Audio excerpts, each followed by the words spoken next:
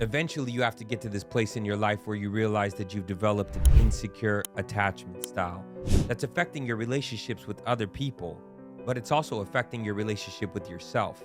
You don't know how to feel safe, seen, and soothed with others, but you don't know how to feel safe, seen, and soothed with yourself.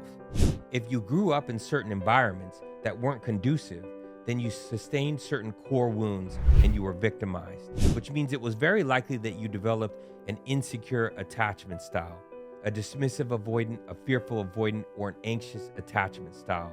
With those attachment style comes certain characteristics that you may have adopted, that may have been imprinted on you, that you carried with you into your adult life and bleed into your relationships.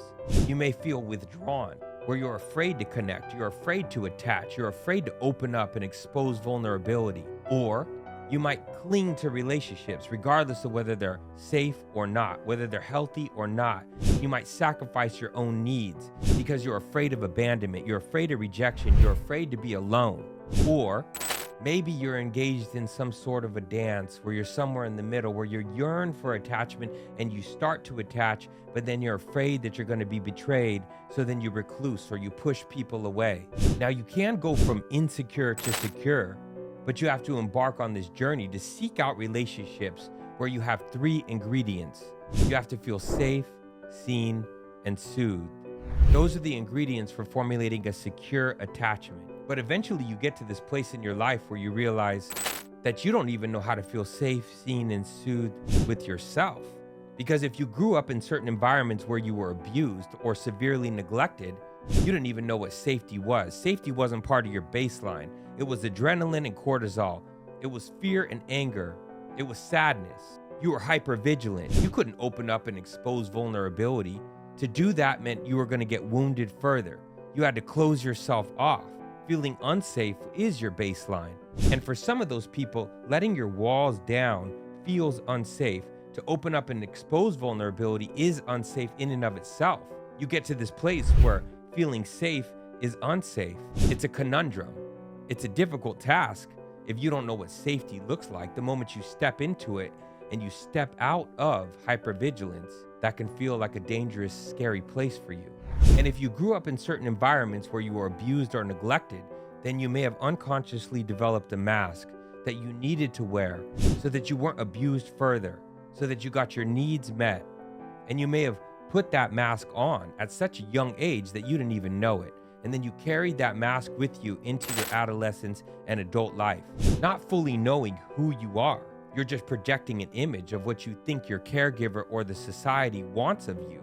That mask becomes a false identity, and you might not even know who you are. I had this one client who was very insightful. He said, not only do I wear a mask with other people, I wear a mask with myself. And I'm afraid to take that mask off because I'm afraid of what I'm going to see underneath it.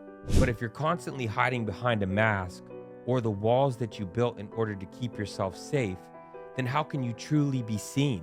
Not by the world, but by yourself. When you look in the mirror, you're looking at a mask that you developed. You don't know what your true identity is. You don't know what your authentic self is.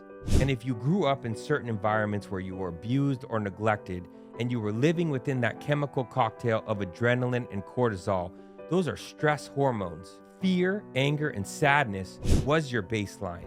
And those things are the opposite of feeling soothed.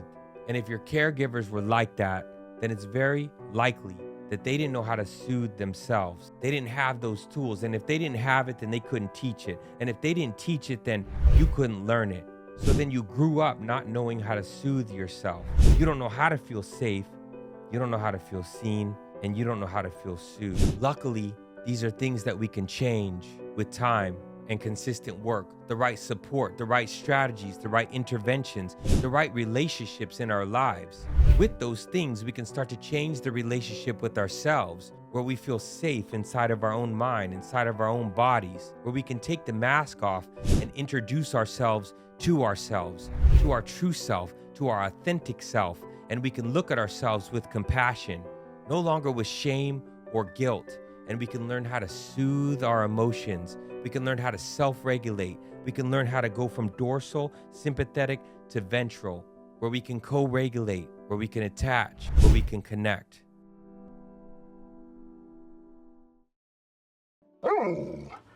Timber approves this message.